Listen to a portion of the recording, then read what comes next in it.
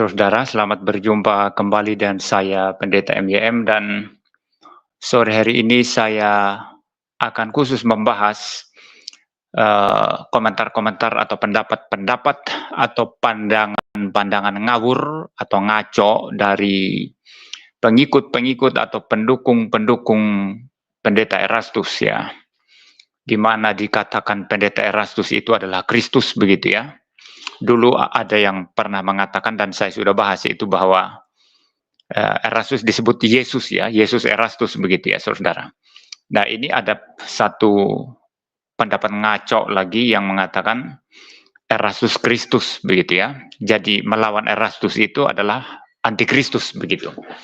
Ya baik saudara, sebelum saya akan mengupas kengawuran ini saudara, saya akan share screen dulu saudara ya. Saya akan memperlihatkan kepada saudara apa yang ngaco itu ya saudara ya. Saya akan share screen ya. Ya. Bagaimana dengan audionya saudara? Apakah audio saya bagus? Nah, saudara lihat di screen itu ya, itu adalah satu screenshot ya, thumbnail dari pendukung Erastus yang saudara kalau membaca itu tulisannya ramai sekali itu ya. Itu di bagian atas dikatakan Kristologi pagan. Yesus pribadi kedua dari Allah Tritunggal adalah Yesus yang lain. Jadi Yesus yang dipahami orang-orang Trinitarian itu menurut dia ini adalah Yesus yang lain ya. Yesus yang diselewengkan katanya. Mungkin saya perbesar lagi ya saudara ya. Sebentar saya perbesar lagi biar saudara lebih jelas lagi melihat. Ya. Jadi Yesus yang lain katanya saudara. Lalu di tengahnya itu ditulis begini. Di bawahnya maksud saya. Kristologi yang Alkitabiah. Logos, kristologi yang benar. Yesus Kristus manusia logos telah menjadi sempurna. Wow. Jadi Yesus telah menjadi sempurna. Jadi ada saatnya Yesus tidak sempurna gitu ya. Jadi dikatakan di sini telah menjadi sempurna. Yesus Kristus manusia logos telah menjadi sempurna. Lalu di bawahnya ini yang provokatif saudara ya. Saudara perhatikan di bawahnya itu. Erastus Kristus manusia logos berjuang. Ini ketutup itu ya. Saya screenshot ini ketutup apa namanya. Ya waktunya itu ya, ada penunjuk waktu di sana saudara. Jadi ini dikatakan sebetulnya di sini begini, Erastus Kristus manusia logos berjuang menjadi sempurna ya, seperti itu saudara ya. Kalau Yesus telah sempurna, jadi ada saatnya Yesus belum sempurna, itu maksudnya di sini ya, tapi telah menjadi sempurna. Kalau dalam istilahnya Erastus Sabdono itu dia telah menjadi sempurna dan diangkat menjadi Tuhan, diangkat menjadi juru selamat begitu. Lalu Erastus Kristus manusia logos yang berjuang menjadi sempurna. Jadi sementara berjuang Erastus ini, ya Erastus juga adalah Kristus manusia logos begitu ya. Ya baik, kita akan kupas tuntas ini saudara dalam beberapa menit ke depan. Saya pikir mungkin saya tidak akan live selama 1 jam ini saudara ya. Saya berharap saya menyelesaikan semua materi saya selama setengah jam saja. Dan setelah itu mungkin saya akan memberi kesempatan 1 orang atau 2 orang untuk masuk ke room kalau ada. Kalau tidak ada mungkin saya membaca 1-2 komentar yang ada. Dan setelah itu saya tutup live streaming ini. Jadi saudara, Erastus Kristus manusia logos. Yesus Kristus manusia logos katanya di sini. Berarti antara Yesus Kristus dan Erastus Kristus sebetulnya sama. Yesus sudah berjuang, sudah jadi sempurna. Sedangkan Erastus Kristus manusia logos juga masih sedang berjuang untuk menuju sempurna begitu ya. Ya, kalau Anda mendengarkan pengajaran-pengajaran Pendeta Erastus, ini maksudnya bukan hanya Erastus saja ya. Semua orang ya, termasuk saudara ya kalau mengikuti pengajaran ini ya. Ini pengajaran sesat saudara ya. Kalau saudara mengikuti pengajaran ini berarti semua orang di Kristus juga ya. Nanti ada MYM Kristus, manusia logos berjuang untuk hidup suci. Nanti ada lagi mungkin Esra Soru Kristus, manusia logos berjuang untuk menjadi sempurna, begitu ya. Nah, ini adalah kengawuran luar biasa, saudara. Dan ini kesesatan luar biasa. Kenapa, saudara? Karena istilah Kristus itu unik. Istilah Kristus itu sangat-sangat unik, saudara. Itu hanya khusus untuk Yesus. Yang dikatakan dalam Injil Yohanes 1 sebagai logos. Pada mulanya adalah firman, firman itu bersama-sama dengan Allah, dan firman itu adalah Allah. Ya, lalu kemudian saudara di ayat 14 dikatakan firman itu telah menjadi manusia. Nah, istilah Christ ya, atau Mesias, atau dari kata Masiah ya, di dalam bahasa Ibrani itu artinya the anointed one ya, yang diurapi, the chosen one, yang dipilih, yang diurapi. Dan ini khusus merujuk kepada Kristus dalam pengertian ini khusus merujuk kepada Yesus, Tuhan Yesus, saudara. Tidak boleh orang lain menggunakan gelar ini yang kemudian menjadi nama ya di dalam tulisan-tulisan Rasul Paulus. Kemudian itu Kristus menjadi sangat menonjol sehingga kemudian Paulus membalik itu ya, Yesus Kristus kemudian balik menjadi Kristus Yesus. Jadi sebetulnya gelar ini Masiah ini, the anointed one ya, Mesias atau Kristos itu dalam bahasa Gerikanya itu adalah satu gelar, tapi kemudian karena itu sangat fundamental ya, dan sangat utama itu dalam penggunaannya, dalam penyebutannya yang merujuk kepada Tuhan Yesus, maka itu kemudian menjadi semacam nama diri ya, yang kemudian setara dengan Yesus, begitu ya. Jadi Paulus membalik itu menjadi Kristus Yesus ya, ada Yesus Kristus, ada Kristus Yesus. Nah, gelar ini saudara ataupun nama ini itu hanya khusus untuk Yesus saja, yang adalah logos firman Allah yang telah datang ke dalam dunia. Tidak boleh orang lain menggunakan itu. Nanti saya akan menjelaskan saudara apa itu antikristus. Ya, saya akan menjelaskan nanti saudara. Salah satunya itu antikristus adalah orang yang mau menggantikan kedudukan Kristus, termasuk yang menggunakan nama Kristus. Itu antikristus, saudara. Ya, makanya perlu belajar, saudara ya. Kalau tidak belajar, banyak kengawuran, banyak kengacauan nanti yang timbul dari kesesatan-kesesatan pikiran ya, saudara yang tidak belajar ya. Ya baik saudara, jadi istilah itu unik untuk Tuhan Yesus itu yang dinubuatkan oleh nabi-nabi perjanjian lama, yang menjadi sentral dalam pengajaran perjanjian lama, yang kemudian ketika Tuhan Yesus sudah lahir ke dalam dunia di kandang binatang di Bethlehem ya, maka itu merupakan penggenapan daripada nubuatan perjanjian lama bahwa Mesias yang diurapi itu sudah ada di tengah-tengah orang-orang Israel. Dia sudah datang, sudah hadir di tengah umatnya. Jadi istilah Kristus ini unik untuk Tuhan Yesus saja. Tidak boleh orang lain pakai. Siapapun yang memakai itu adalah ilegal. Itu sesuatu yang ilegal. Ya, sesuatu yang melawan firman Tuhan. Ya, jadi baik saudara ya. Berarti kesimpulannya apa? Apa yang saudara lihat di thumbnail itu saudara? Erastus Kristus manusia logos itu adalah ilegal itu saudara. Erastus tidak berhak menggunakan istilah Kristus belakang nama. Ya, tidak boleh itu saudara. Ini unik untuk Tuhan Yesus. Ya, Erastus siapapun itu tidak berhak. Ya, maka pengikut Erastus ini ngawur luar biasa ketika mengatakan Erastus Kristus itu manusia logos ya. Ya, mungkin saya sedikit tambahkan keterangan, Yesus disebut manusia logos itu sesat itu saudara. Itu kesesatan saudara. Yesus itu bukan manusia logos saudara. Tapi Yesus adalah logos yang menjadi manusia. Logos yang berinkarnasi mengambil natur manusia. Mengatakan Yesus manusia logos itu kesesatan yang nyata. Ini adalah ajaran adopsionisme, ajaran Unitarian, ajaran termasuk orang-orang liberal, saudara. Dan saya tadi mendapat kiriman video, saudara, mungkin juga saya perlu bahas nanti ya, kalau saya ada waktu. Itu pendeta yang dari GSKI Pluit, saudara, pendeta Mark ya. Ya, pendeta Mark namanya, saudara. Saya dikirimi video khotbah pendeta Mark oleh seseorang. Dan pendeta Mark ini saya sudah bahas 1-2 kali di kanal YouTube saya ini, saudara. Dikirimi video tentang pendeta Mark yang mengajarkan bahwa Yesus itu betul-betul adalah Allah ya. Ya, Yesus adalah Allah ya, bukan manusia yang menjadi Allah.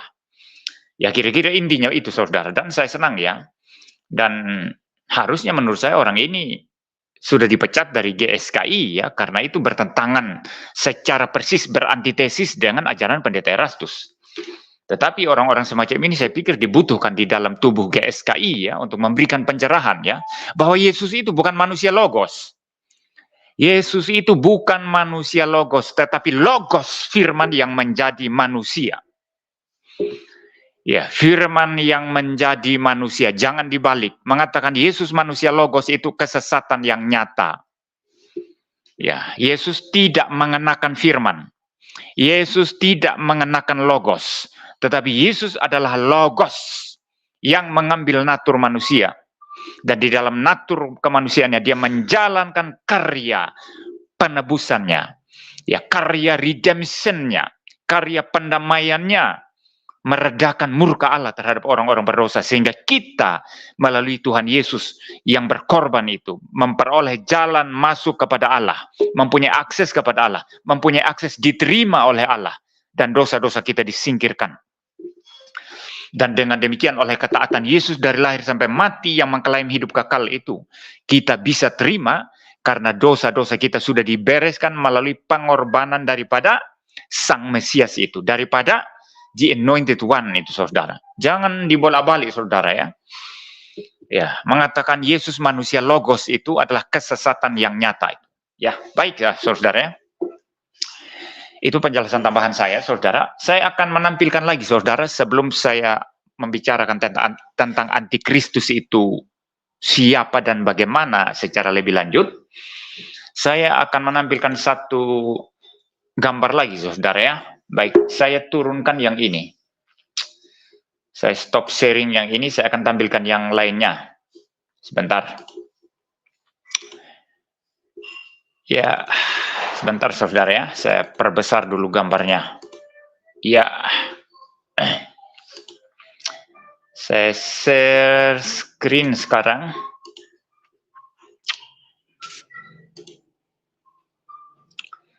Ini laptop saya yang ini JOS, saudara ya, agak beda dengan laptop yang kemarin. Kalau laptop saya yang kemarin memang kualitasnya, oh enggak, yang terakhir kemarin kualitasnya bagus ya. Yang dulu itu agak berat memang karena sudah laptop lama.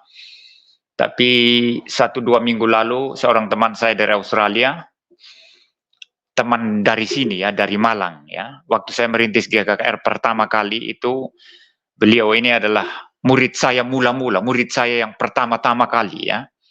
Kemudian beliau pindah ke Australia dan istrinya sudah jadi warga Australia kalau saya tidak salah. Ya, mengirimkan kepada saya laptop yang saya pikir bagus sekali untuk kerja ini ya. Ya, sedikit lebih bagus, sedikit lebih jos itu tampil apa kalau mau kerja daripada laptop saya yang kemarin ya. Ya, baik, saya tampilkan ini saudara ya. Saya share.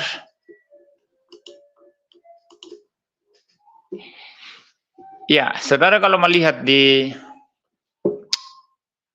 itu ya, di layar saudara, ini masih orang yang sama ini saudara, pendukung Erastus ini ya, pengikut Erastus, pengikut setia Erastus. Saya akan membacakan itu ya, apa yang dia tulis di thumbnail. Ramai sekali kata-katanya, kata-kata di situ ya, dan kelihatan sangat menyolok ya. Di bagian paling atas ditulis apa saudara? Erastus mengenakan hidup Yesus Kristus ya. Erastus mengenakan hidup Yesus Kristus ya. Ini bagi saya no problem ya. Coba kalimat yang di bawahnya lagi. Nah, ini yang sudah betul-betul gila ini, sudah betul-betul ngawurnya tingkat dewa ini. Anti Erastus itu antikristus. Anti Erastus, antikristus. Ini ngawur luar biasa, saudara.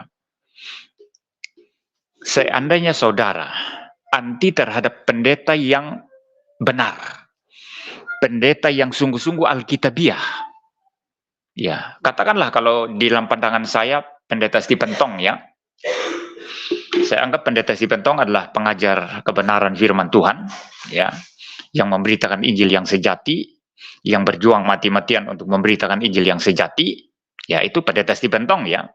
Tapi seandainya saya anti karena satu dan lain hal, saya anti kepada pendeta Stephen Tong. Saya tidak setuju dalam satu dua hal dan saya anti. Saya tidak suka, saya tidak senang. Tapi saya tahu dia adalah pengajar kebenaran. Saya tahu dia adalah pemberita Injil yang sejati, ya. Saya tahu dia adalah pengkhotbah yang sejati. Tapi saya anti. Saya tidak suka karena saya tidak cocok dalam satu dua hal. Nah, karena saya anti kepada pendeta Stephen Tong yang notabene adalah pengajar kebenaran, itu tidak menjadikan saya antikristus, saudara. Dengar ini baik-baik. Hamba Tuhan tidak boleh dikultuskan, saudara. Seberes-beresnya seorang hamba Tuhan, sebaik-baiknya seorang hamba Tuhan, sejujur-jujurnya seorang hamba Tuhan, sesetia-setianya seorang hamba Tuhan terhadap Alkitab, kalau kita anti kepada hamba Tuhan yang semacam itu tidak menjadikan kita antikristus. Dengar ini baik-baik. Itu tidak menjadikan kita antikristus, saudara. Ya, ada banyak orang yang memuji-muji saya, ya. Ya, kalau motivasi memuji itu saudara-saudara sendiri yang tahu, ya. Saya tidak makan pujian, saya tidak gila pujian, saudara, ya. Tapi dalam setiap postingan saya itu kan selalu ada haters, ya, yang memaki-maki saya, yang mengatakan saya cari duit ya lewat YouTube, yang mengatakan saya iri hati terhadap Erastus Sabdono, ya. Saya iri hati apa sih sebetulnya, ya? Dalam satu dua hal lain Erastus lebih dari saya, tapi dalam banyak hal lain juga saya lebih dari Erastus, ya. Ya, saya pernah bahas itu dalam satu video saya, saudara, ya. Jadi saya tidak perlu iri hati, saudara. Apa yang saya mau iri hati dari Erastus? Tapi orang memaki-maki saya, mengatakan iri hati terhadap Erastus, ya. Macam-macam lah, saudara. Ya, ada haters, ya. Tetapi juga ada yang memuji-muji saya, saudara. Ya, ada yang mendukung, ada yang mengatakan puji Tuhan, saya selalu dapat berkat dari khotbah-khotbah, dari ceramah-ceramah, dari pengajaran pendeta MEM. Terima kasih, Tuhan kiranya memakai Bapak terus, Tuhan kiranya memberikan kesehatan kepada Bapak terus-menerus, sehingga terus menyuarakan kebenaran. Ya, mereka mendukung, ada yang memuji, ada yang mengapresiasi, saudara. Ya, nah, kalau orang-orang yang mengapresiasi saya ini, yang notabene dalam pikiran mereka itu terpatri bahwa MYM ini adalah pengajar firman Tuhan yang sejati. MYM ini adalah setia kepada Alkitab. MYM ini setia kepada Injil yang sejati. Itu ada dalam pikiran mereka sehingga mereka mengapresiasi saya. Seandainya suatu saat orang-orang yang memuji-muji saya ini kemudian karena tidak setuju dan satu dua hal atau satu dua poin pengajaran saya, lalu mereka anti dengan saya. Mereka anti, mereka menjadi tidak senang. Bahkan mungkin unsubscribe kanal YouTube saya. Kalau betul saya seorang pengajar sejati, ya, mereka tidak akan menjadi antikristus, saudara, hanya karena mengkritik saya. Mereka tidak akan menjadi antikristus hanya karena mengkritik saya, hanya karena anti kepada saya. Demikian juga saya tahu pendeta Ezra Soro itu pengajar sejati. Tapi kalau suatu saat saya tidak cocok sama dia, lalu saya anti kepada dia, tidak menjadikan saya antikristus. Karena saya anti kepada pendeta Ezra Soro. Pengertian antikristus itu bukan anti kepada hamba Tuhan. Bukan anti kepada pendeta-pendeta tertentu, yang notabene kita tahu mereka mengajarkan kebenaran. Karena bisa saja tidak ada pendeta yang sempurna. Dalam satu dua hal tertentu, kita bisa anti kepada mereka. Dan mungkin juga kita anti kepada mereka bukan karena salah mereka, tapi karena kita yang mempunyai perspektif yang salah kepada pendeta itu. Lalu kemudian kita menjadi anti. Tetapi ketika kita anti kepada pendeta yang sejati, yang benar, yang tulus, yang jujur mengajarkan kebenaran, itu tidak menjadikan kita antikristus. Pegang ini baik-baik. Jadi, kalimat dari pendukung Erastus ini yang mengatakan anti-Erastus itu antikristus, inilah ciri khas bidat yang mengkultuskan seseorang. Ini Erastus sudah dikultuskan di sini, saudara. Disamakan dengan Yesus Kristus. Jadi anti-Erastus itu adalah antikristus. Ini sudah kultus, saudara, pengkultusan, dan setiap pengajaran sesat atau kelompok-kelompok yang mengajarkan ajaran sesat itu selalu ada pengkultusan, saudara. Selalu ada pengkultusan. Maka bagi saya termasuk orang reform, saudara, atau orang evangelikal secara umum yang mengklaim bahwa kita back to Bible, mengklaim bahwa kita sungguh-sungguh mau setia kepada Alkitab, mau menafsir secara seimbang, secara baik, sesuai dengan apa yang dimaksud Alkitab. Tapi kalau saudara mengkultuskan seorang pemimpin, itu sebetulnya mungkin ajaran, bukan mungkin ya, ajaran saudara boleh benar, tapi spirit saudara sudah bidat. Ini saya harus tegaskan kebenaran penting ini. Kalau saudara mengkultuskan seorang pemimpin atau seorang pendeta, bahkan menyamakan pendeta itu dengan Yesus Kristus sendiri, ya, saudara, walaupun pendeta itu mengajarkan kebenaran sejati, dan saudara menerima pengajaran sejati dari dia, tetapi saudara mengkultuskan pendeta itu, saudara pengajarannya beres, betul saya acungkan jempol, tetapi spirit saudara adalah spirit bidat. Maka siapa yang mengkultuskan Martin Luther, mengkultuskan John Calvin, mengkultuskan Jonathan Edwards, mengkultuskan Abraham Kuyper, mengkultuskan Herman Bavinck, mengkultuskan pendeta Stephen Tong, mengkultuskan Charles Spurgeon, ya, itu pengajaran boleh benar, tapi spirit bidat. Pegang ini baik-baik. Dan apa yang dikatakan pengikut Erastus ini adalah spirit bidat ini. Antikristus itu, anti-Erastus itu, antikristus. Erastus tidak sama dengan Kristus. Anti-Erastus bukan antikristus. Ya, ini pertama ya. Mari saya sedikit lebih dalam sekarang mengenai istilah antikristus. Saya merujuk kepada satu tulisan, tapi saya tidak bisa tampilkan di sini, saudara. Nanti saudara bisa cari sendiri ya. Ini tampilan ini saya tetap tampilkan karena saya masih membahas ini ya, saudara. Kalau Anda merujuk kepada tulisan dogmatika daripada Louis Berkhof, saudara, itu ada penjelasan singkat di sana mengenai istilah antikristus. Itu di doktrin akhir zaman, saudara ya, di eskatologi. Menurut Louis Berkhof di sana, pengertian antikristus itu ada dua macam. Yang pertama, menentang Kristus, menentang pengajaran Kristus ya, menentang firman Tuhan. Ya, antikristus itu yang mereka yang memaki-maki Tuhan Yesus, mereka yang menolak pengajarannya. Ya, orang-orang Yahudi Perjanjian Lama yang akhirnya menyalibkan Tuhan Yesus, mereka itu antikristus.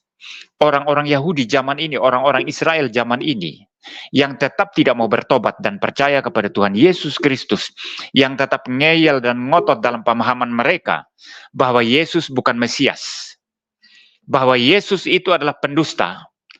Itu sebabnya nenek moyang mereka dulu menyalibkan Yesus. Mereka itu antikristus, saudara.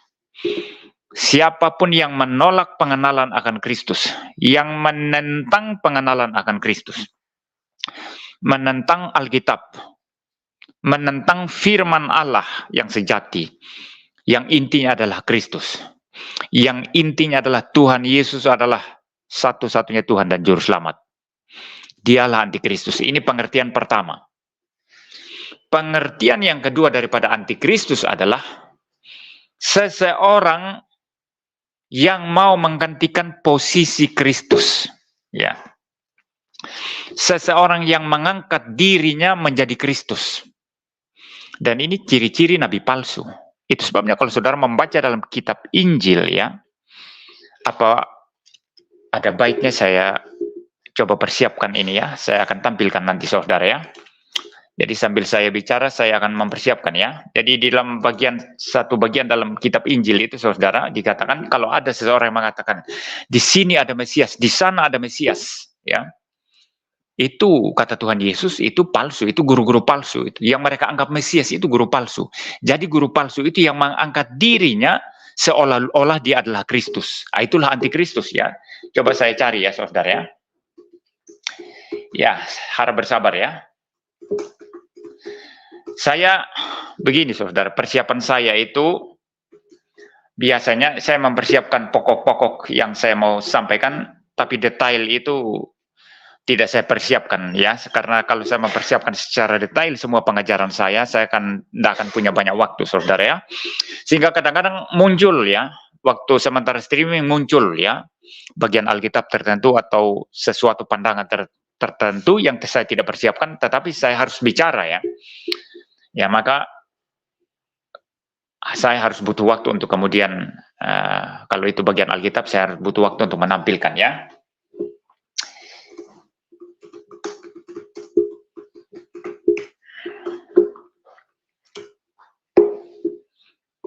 Ya, ini ada ya.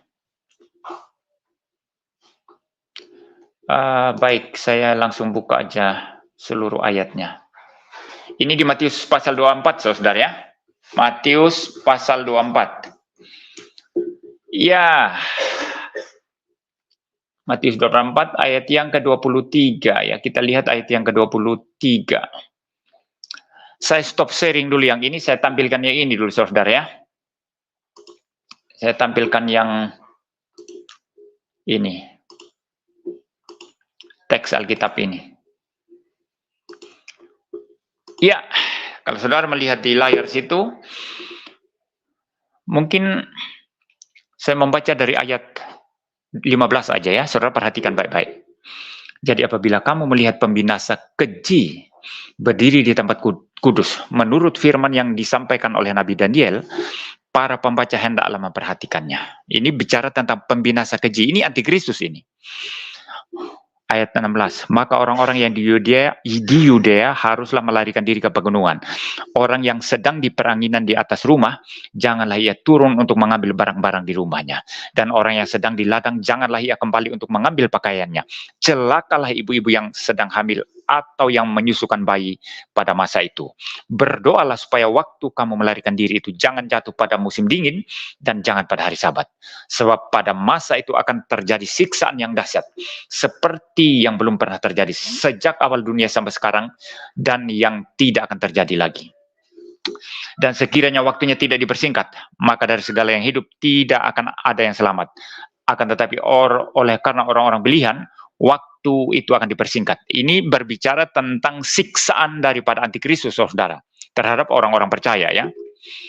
Ya, ini siksaan daripada antikristus, saudara ya. Pembinasa keji itu antikristus, saudara ya. Ya, saya baca lanjutannya ayat 23. Pada waktu itu orang berkata kepada kamu. Nah, ini yang harus menjadi fokus kita. Pada waktu itu,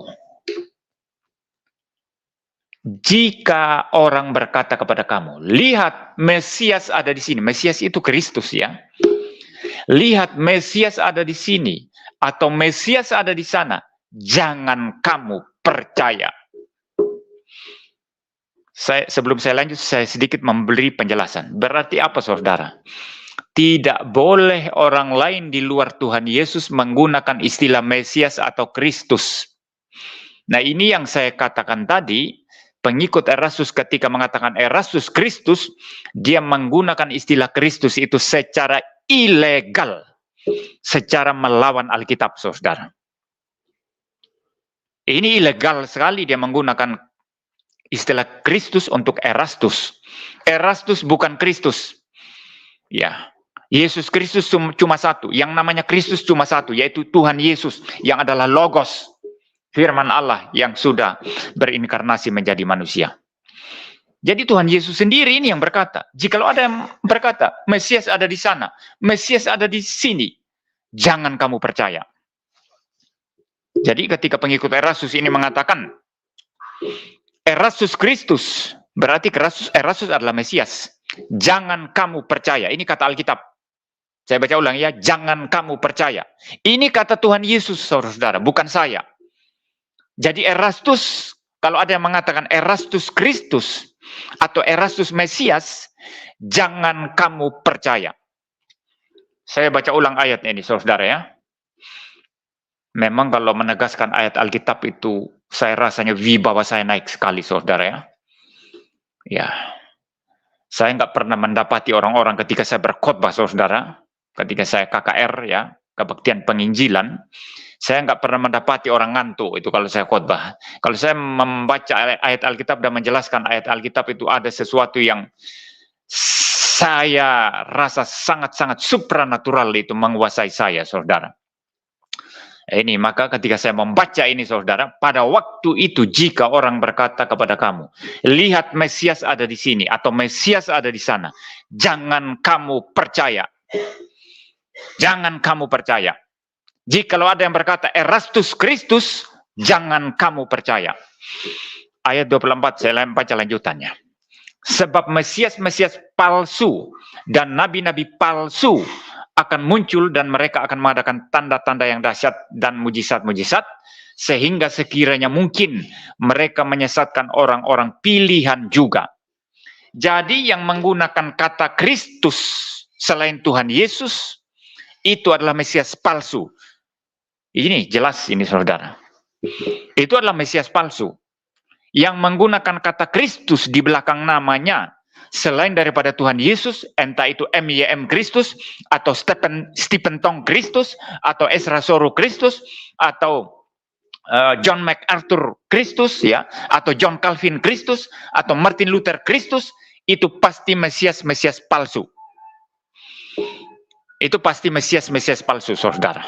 Tidak ada Kristus lain selain daripada Tuhan Yesus Kristus. Nah, dalam konteks ini, saudara, istilah antikristus itu, ini saya turunkan, saudara, saya tampilkan kembali,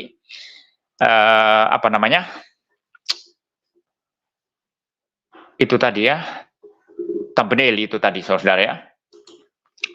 Dalam konteks ini, saudara, maka orang-orang yang mencoba mengaku diri sebagai Mesias atau duduk di posisi Tuhan Yesus lalu mengaku diri sebagai Mesias atau diakui oleh orang lain, entah pengikut atau orang lain, ya orang itu diakui sebagai Kristus atau Mesias, itulah antikristus. Nah, ini pengertian yang kedua dari antikristus. Antikristus artinya apa? Yang merampok, yang merampas kedudukan Kristus dan mengaku diri sebagai Kristus. Tuhan Yesus berkata mereka adalah Mesias palsu. Mereka adalah Kristus palsu. Jadi saudara, tidak ada satu orang pun boleh menggunakan istilah Kristus selain daripada Tuhan Yesus Kristus. Nah, kita kembali kepada orang yang pengikut Erastus yang mengatakan Erastus Kristus. Anti Erastus itu adalah anti Kristus.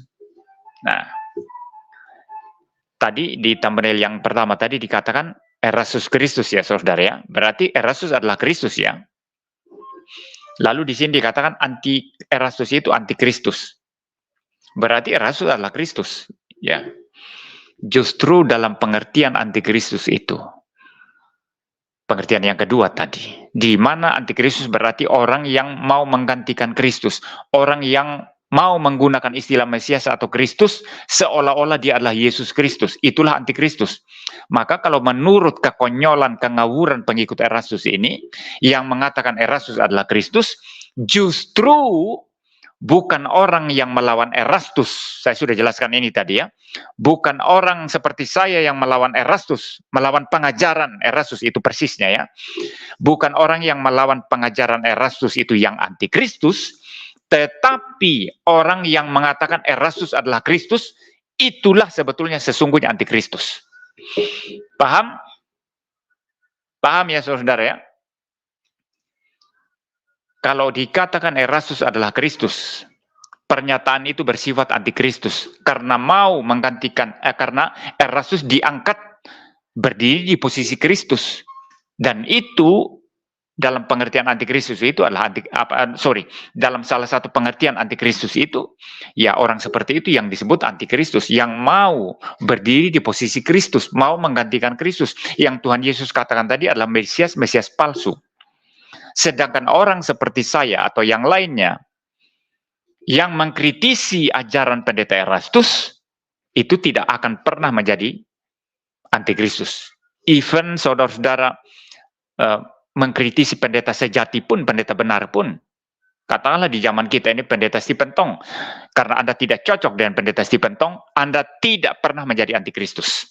Kalau ada yang mengatakan begini, kau mengkritik pendeta Stephen Tong ya, hey MYM, kamu kritik pendeta Stephen Tong, kamu antikristus. Orang itu adalah antikristus.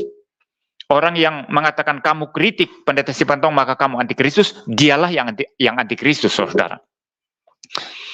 Karena mengkritisi hamba Tuhan itu tidak pernah kita akan menjadi antikristus, tetapi menentang Kristus, menentang firman Allah itu menjadi antikristus. Kedua, mau menggantikan posisi Kristus, itulah antikristus. Jadi apa yang disampaikan pengikut Erastus ini, saudara, justru Erastus itu yang dia angkat ya, yang diangkat oleh pengikut Erastus ini sebagai antikristus, karena dia mengatakan Erastus Kristus, ilegal menggunakan kata Kristus di dalam konteks ini, saudara. Saudara paham ya? Mudah-mudahan penjelasan saya ini saudara pahami, dan apapun pemutarbalikan yang ada itu, saudara, kita bisa counter semua dengan Alkitab.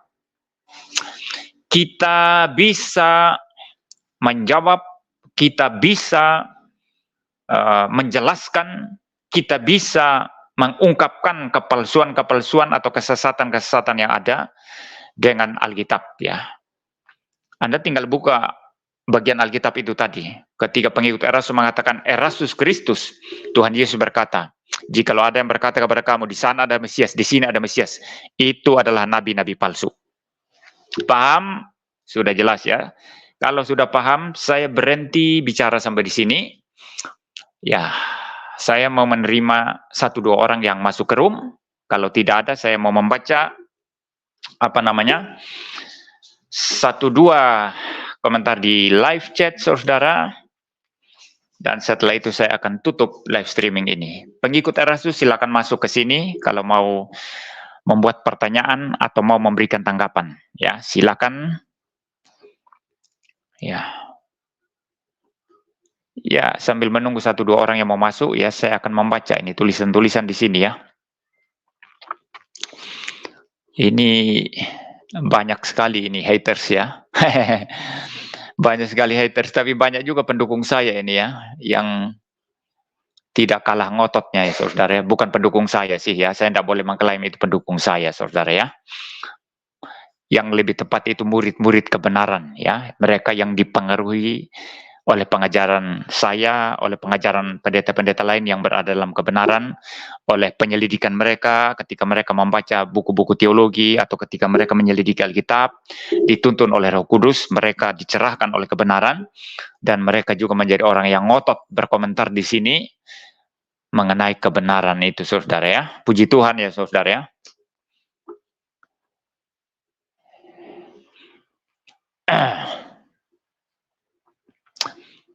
Ini dari Rafael Siregar Silali. Erastus Sabdono sudah lari dari ajaran fundamental kekristenan. Ya memang, Erastus itu mengajarkan sesuatu yang memang bukan ajaran Kristen. Sudah bukan Kristen ya. Jadi para teolog Kristen, nah ini pengulangan yang tidak perlu ya, saudara ya. Jadi para teolog. Kalau sudah ada kata para, teolognya cuma cukup satu ya, tidak boleh teolog, saudara. Jadi para teolog Kristen sejati jangan lelah untuk melawan ajaran sesat. Ya, saya sendiri tidak lelah. Saya sudah mempersiapkan hidup saya untuk kondisi seperti ini, saudara. Ya, saya sudah mempersiapkan. Ini saya keliru lagi, saudara. Maaf, saudara ya. Ini terlalu antroposentris ya. Saya sudah mempersiapkan hidup saya untuk hal yang seperti ini. Ya, ada benarnya, tapi tidak boleh sentral. Ini bahaya ini, saudara ya. Saya lebih baik berkata, Tuhan sudah mempersiapkan saya jauh-jauh hari. Dengan kesulitan-kesulitan, dengan kemiskinan luar biasa. Dengan kelaparan, ya, rasa lapar yang menjera. Dengan kata-kata makian dari orang-orang, dan fitnahan-fitnahan, dengan ancaman-ancaman. Tuhan sudah mempersiapkan saya untuk kondisi situasi seperti ini. Saya tidak takut apapun ketika memberitakan kebenaran. Mati ya mati. Hanya kalau orang nggak siap mati saja, nggak usah lawan saya ya. Kalau saudara nggak siap mati, nggak usah lawan saya. Itu saja kalau pesan saya. Kalau Anda siap mati ya, mari kita bertarung. Siap mati maksudnya bukan baku bunuh ya, ambil parang, itu bukan Kristen saudara ya, bukan itu. Tapi maksudnya Anda mau berdebat dengan saya, Anda mau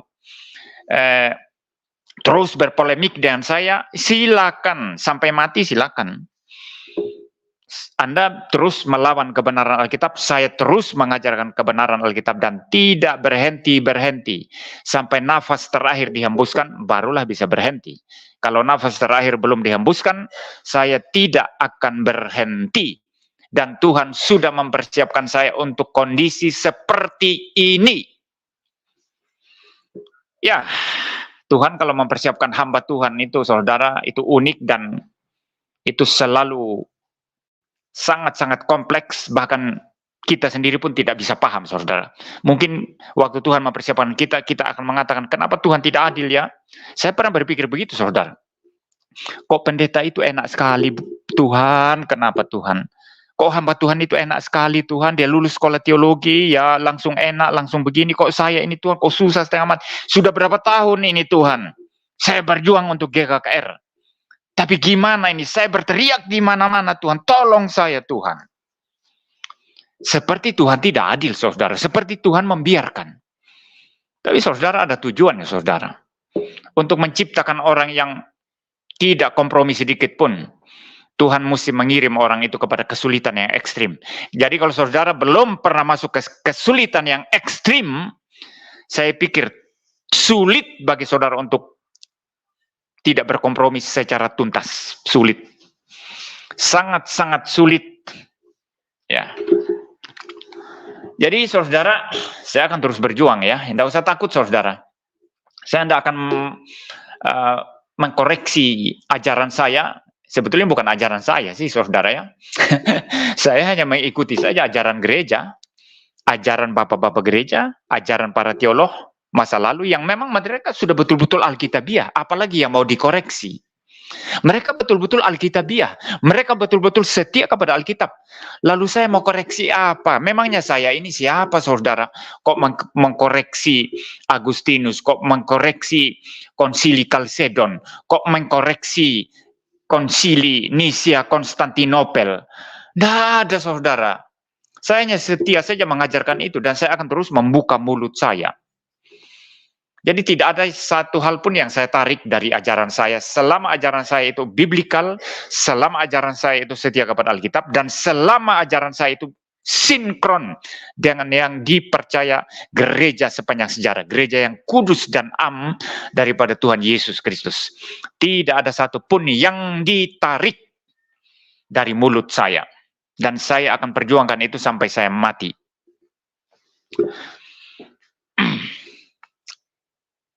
Ini Maria Jona ya.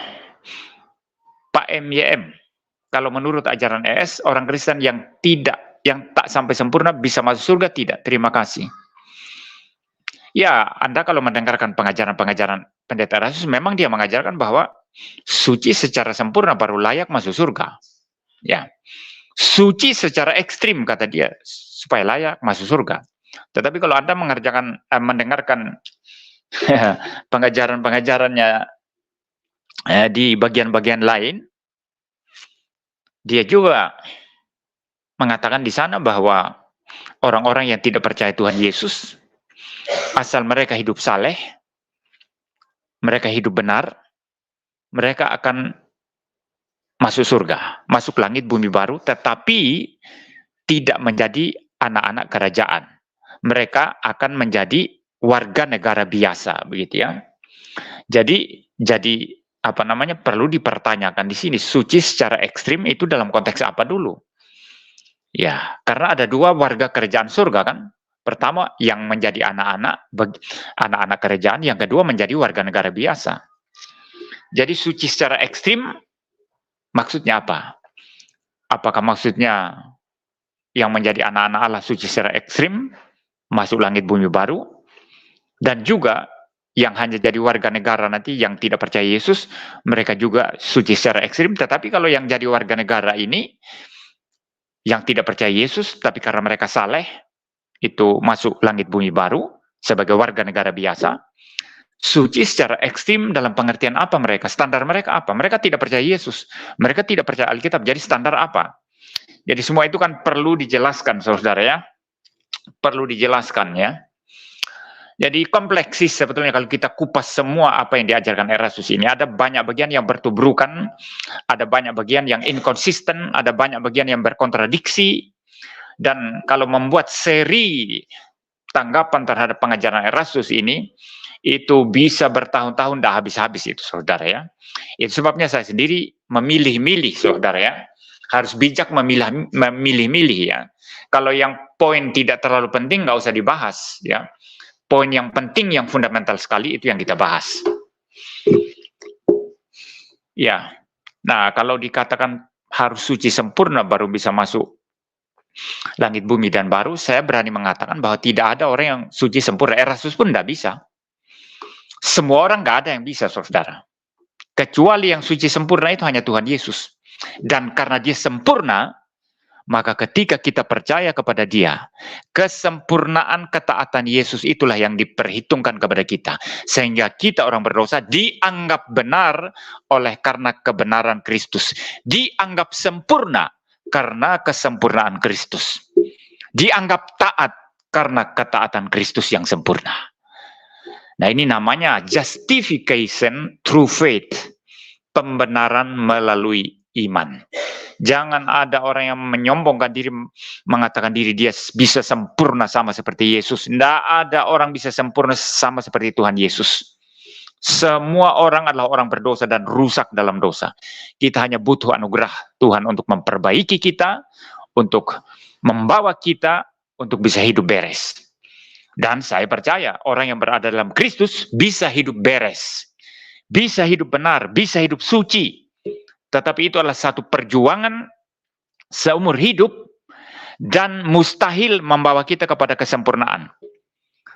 Tetap kesucian kita sifatnya relatif. Tetap kekudusan kita sifatnya relatif. Tetap ketaatan kita sifatnya relatif. Dan kita mutlak bergantung kepada anugerah Allah.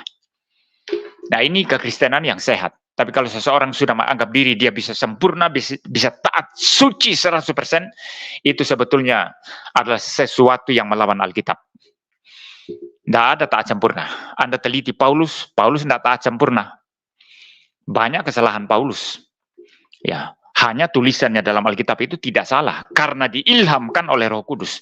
Tapi dalam kehidupan Paulus ada yang salah. Paulus pernah bertengkar dengan Barnabas. Bertengkar dengan hebat. Gara-gara Markus, ya. Dia bilang, nggak boleh ikut Markus. Dia sudah meninggalkan pelayanan kita. Meninggalkan kita dalam pelayanan. Orang yang meninggalkan kita dalam pelayanan tidak layak untuk kembali ikut kita. Barnabas bilang, nggak apa-apa, dia bisa ikut kok. Orang kan punya kelemahan. Mungkin kira-kira begitu ya, mereka pertengkaran mereka. Orang kan punya kelemahan, boleh dia ikut. Kenapa nggak boleh? Paulus bilang, nggak boleh. Saya mau orang yang konsisten. Saya mau orang yang tidak boleh mundur sedikit pun. Kalau dia mundur berarti dia tidak layak ikut kita. Nah itu mungkin bahasanya Paulus ya. Mereka bertengkar. Tapi saudara tahu tidak? Di umur-umur akhirnya, di umur-umur tuanya, Paulus mengakui Markus itu menjadi orang yang penting dalam pelayanannya. Itu artinya Markus kembali bersama-sama dengan Paulus. Dan Markus inilah yang menulis Injil Markus. Dan banyak penafsir Alkitab yang mengatakan bahwa ketika Markus meninggalkan Paulus dalam pelayanan, ya, meninggalkan Paulus dan Barnabas, kemungkinan di saat itulah dia menulis Injil Markus di bawah bimbingan Rasul Petrus. Ya. Dan bagi saya jelas Paulus ketika ngotot sekali itu tidak memberi ruang lagi bagi Markus. Ya itu ada kesalahan di sana, saudara. Itu ada kesalahan. Petrus pernah buat kesalahan. Dan Paulus pernah menegur dia. Ketika duduk bersama-sama dengan Barnabas. Lalu dengan orang-orang Kristen Yunani yang tidak bersunat. Tapi mereka sudah dibaptis menjadi orang Kristen. Tapi tidak bersunat karena bukan orang Yahudi. Ada Paulus di sana makan. Lalu kemudian datang orang-orang dari golongan Yakobus yang strict. Ya, walaupun mereka Kristen, percaya Tuhan Yesus, hanya iman kita boleh diselamatkan, tetapi tetap menjalankan hukum Taurat dan ketat. Nah, ini tidak salah, saudara, kecuali kalau mengatakan bahwa hukum Taurat menyelamatkan, itu baru salah, ya. Tapi orang-orang dari golongan Yakobus ini, saudara, itu bukan salah, ya. Tapi memang mereka Kristen Yahudi yang merupakan pengikut Yakobus. Yakobus saudara Tuhan Yesus. Ya, Yakobus saudara Tuhan Yesus yang menulis surat Yakobus. Dan Yakobus ini bukan rasul, tetapi dianggap sebagai soko guru gereja. Orang penting sekali dalam gereja, mula-mula di Yerusalem. Nah, pengikut-pengikut Yakobus ini datang. Kemudian Petrus menjadi munafik. Dia takut dengan para pengikut Yakobus. Takut karena apa? Karena sedang duduk makan bersama-sama dengan orang-orang Kristen Yunani yang tidak bersunat. Larilah dia. Barnabas pun ikut kemunafikan Petrus. Maka Paulus menegur Petrus di situ. Saudara baca itu dalam Galatia pasal 2. Galatia pasal pertama atau pasal kedua. Ya, sekitar pasal-pasal itu. Jadi Petrus pernah salah? Salah. Petrus sempurna? Tidak. Paulus sempurna? Tidak.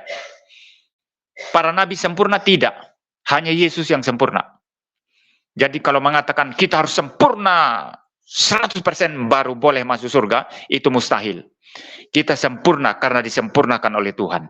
Kita menjadi mampu karena dimampukan oleh Tuhan. Kita dianggap benar karena kita dibenarkan oleh Tuhan. Dibenarkan melalui iman kita kepada Tuhan Yesus. Bapa di sorga memandang kepada Kristus yang sudah berkorban bagi kita. Maka kita dianggap benar, dianggap kudus. Walaupun faktanya kita hanya terus berjuang untuk hidup suci. Memang saya tidak mengabaikan bahwa orang Kristen itu mesti ada tanda pertobatan. Dia kalau pemabuk, mesti berhenti mabuk. Dia kalau penjudi, mesti berhenti judi. Kalau dia pejinah, mesti berhenti jinah. Kalau dia penjahat, dia mesti berhenti dari segala dosa-dosanya. Tetapi kehidupan berdosa kita ini, saudara, terlalu kompleks, terlalu rumit. Ada dosa-dosa tertentu yang kita gumulkan setiap hari, yang kita nggak pernah lolos. Sampai mati nggak pernah lolos. Itu harus akui ini, saudara. Kalau tidak, Anda sombong Anda itu. Saya sendiri bergumul dengan dosa-dosa yang sulit sekali dilawan, saudara. Kalau saudara suruh saya merokok, saya buang rokok, saya cium bau rokoknya orang, saya pusing, saudara. Tapi dulu, pada saat umur 15 tahun sampai umur 25 tahun, saya pernah merokok. Tapi rokok, sejak saat itu saya stop dan saya tidak pernah merokok lagi. Pada umur-umur SMP enggak, kalau saya tidak salah ya. Apa SMP pernah ya? SMA maksud saya, umur-umur SMA sampai umur 25 tahun, kadang-kadang kalau ada orang yang mengajak saya minum minuman keras, saya minum sampai betul-betul minum. Bahkan pernah bertanding minum minuman keras. Tapi sejak umur 25 tahun, saya menyerahkan hidup saya untuk melayani Tuhan. Saya stop minuman keras dan sekarang tidak pernah lagi. Waktu kuliah di Belanda, saudara, karena suhu dingin, kadang-kadang di acara kampus itu disediakan bir, saudara. Dan bir itu, saudara, itu ada kadar alkohol tingkat yang rendah sekali itu, yang tingkat yang ditolerir ya. Dan bagi teman-teman itu menghangatkan badan. Nah, beberapa teman dari Indonesia itu membujuk saya untuk minum bir. Ayolah Pak Yanto, sekali-sekali minum bir sambil itu, apa istilahnya itu ya? Yang daging ditusuk lalu dikasih sayuran, dikasih apa itu, apa, barbecue ya. Ya, sambil makan-makan itu, saudara, dan roti yang enak sekali ya. Jadi, ayolah Pak Yanto, minum sekali-sekali. Saya bilang enggak. Saya orang Puritan, saya bilang, saya reform Puritan. Apakah kalau saya minum bir itu salah? Tidak, karena itu kadar alkoholnya rendah sekali, saudara. Itu masih dalam batas toleransi, apalagi suhu dingin kan, ya itu dibolehkan saja, saudara, karena suhu dingin. Tapi saya bilang nggak mau. Kenapa? karena saya takut ketagihan. Paham saudara? Saya tidak mau ketagihan. Gara-gara karena dingin, akhirnya nanti saya minum terus. Lama-lama ketagihan minum bir, itu bagi saya adalah satu hal yang tidak saleh, satu hal yang tidak suci. Ya, jadi saya berjuang hidup suci, saudara. Saya tidak mengatakan hidup suci tidak penting. Gara-gara karena saya melawan pengajaran pendeta Erastus yang mengatakan suci sempurna. Saya lawan itu. Tidak ada yang suci sempurna. Tetapi itu tidak berarti bahwa saya tidak memperjuangkan hidup suci dan tidak mengkhotbahkan hidup suci. Ya, itu di gereja tempat saya melayani, pelayan-pelayan gereja minum mabuk, itu nggak boleh melayani. Stop melayani. Pelayan-pelayan gereja berzina, stop. Kamu berhenti pelayanan. Tidak boleh macam-macam. Mimbar pelayanan tidak bisa kita kemudian remehkan, kita rendahkan ya. Kalau di gereja saya GGRI ya, denominasi GGRI khususnya, kalau GGRI di tempat lain saya tidak terlalu paham saudara, karena di Indonesia ini ada 3 GGRI ya. Pertama GGRI NTT yang ada hubungannya dengan pelayanan saya, ada GGRI di Kalimantan, kemudian ada GGRI di Papua. Kalau untuk 2 yang lain saya tidak terlalu paham saudara. Tapi kalau di gereja kami, pendeta berzina pasti dipecat. Itu langsung dipecat. Kalau sampai tidak dipecat, gereja ribut. Saudara paham? Tapi ada banyak pendeta kan, ada banyak gereja kan, pendeta berzina pun tetap pelayanan saudara. Di gereja saya tidak ada itu. You berzina, stop pelayanan. Tidak ada kompromi.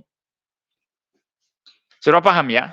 Jadi kita tidak main-main saudara. Gereja saya nggak main-main tentang kehidupan hamba Tuhan, kehidupan Kristen. Tetapi kita tidak percaya kalau ada orang yang suci sempurna.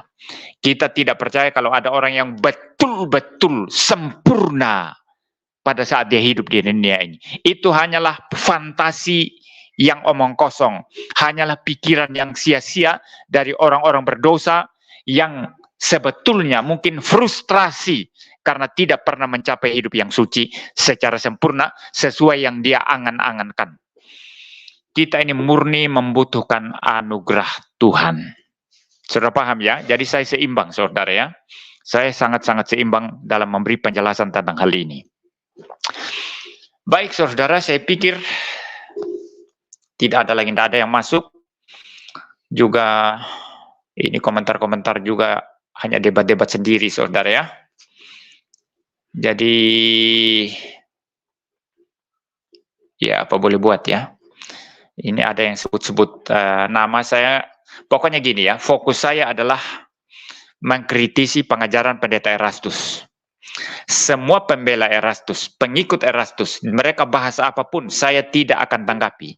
Dan ketika saya mengambil thumbnail video YouTube dari salah seorang pendukung Erastus ini, saya tidak sedang menanggapi dia secara khusus, tetapi saya fokus kembali kepada masalah Erastus. Sudah paham ya? Saya tidak mau buang-buang waktu untuk orang-orang pembela Erastus karena mereka bukan Erastus ya. Mereka banyak ngomong, saya tanggapi mereka. Nanti saya bukan sedang menanggapi Erastus, tapi saya sedang menanggapi mereka. Saya fokus menanggapi Erastus. Ya, jadi silakan saja orang-orang nanti setelah ini mau bikin video menanggapi ini atau apa, silakan, saya tidak akan tanggapi. Tapi kalau ada hal-hal penting perihal Erastus, saya akan terus mengadakan live streaming, saya akan terus membahas ini. Kalau saya tidak membahas, kalau sedikit orang-orang ini, ya kayak Pak Deki ini, Pak Deki Verbum Veritatis ini rutin juga membahas ya. Kalau kami diuji berdua, mana yang lebih banyak membahas Erastus, saya tidak tahu. Apakah saya atau Pak Deki ya? Karena saya lihat Pak Deki ini rutin sekali membahas Erastus ya. Ya kalau Pak Esra Soru pada masa yang lalu itu paling banyak dia ya. Tapi akhir-akhir ini saya pikir saya dan Pak Deki lebih banyak membahas Erastus ya. Tapi kalau pada masa yang lalu, saya pikir Pak Esra Soru itu lebih banyak ya. Itu berseri-seri itu sampai tuntas. Sampai saya dengar suatu saat itu, Pendeta Budi Asali itu mengatakan kepada Pendeta Esra Soru, kamu tidak bosan bahas Erastus terus katanya. Apa kamu Ezra tidak bosan ya bahas Erastus terus? Kalau saya sudah bosan, ini sudah Pak Budi Asali juga saya kira banyak dia bahas itu di YouTube maupun di Facebook ya, sampai bosan begitu ya. Jadi saudara, ya hanya kami ini sedikit orang yang langsung menyebut nama dan membahas Erastus.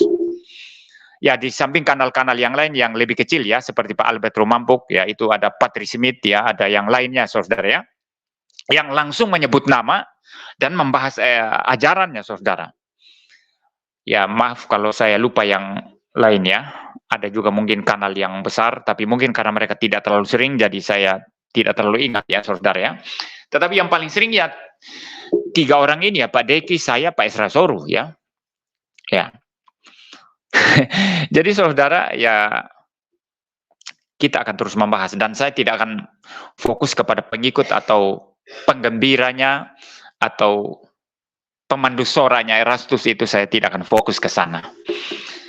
Ya, selama Erastus Sabdono membuka mulutnya untuk mengajarkan ajarannya, saya juga akan membuka mulut saya untuk mengcounter itu. Untuk kembali setia kepada apa yang dikatakan oleh Alkitab. Ya, saya pikir itu saudara, nggak ada yang mau masuk. Berarti live streaming saya ini saya hentikan sampai di sini saudara. Terima kasih untuk dukungan saudara ya. Terima kasih untuk doa-doa saudara terhadap saya. Dan kalau saudara memperhatikan wajah saya kan semakin segar ya. Tahun 2020 sudah mati, tapi ini semakin segar. Saya semakin sehat, khotbah semakin bersemangat, mengajar semakin bersemangat. Silakan saudara terus mendoakan saya, biarlah kita sama-sama berbagian dalam pekerjaan Tuhan.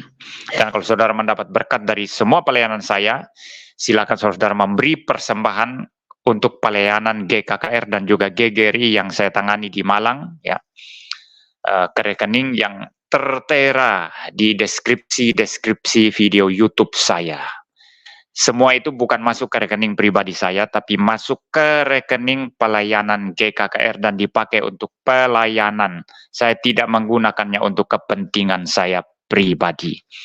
Ya baik saudara, hanya itu yang bisa saya sampaikan. Tuhan memberkati kita sekalian.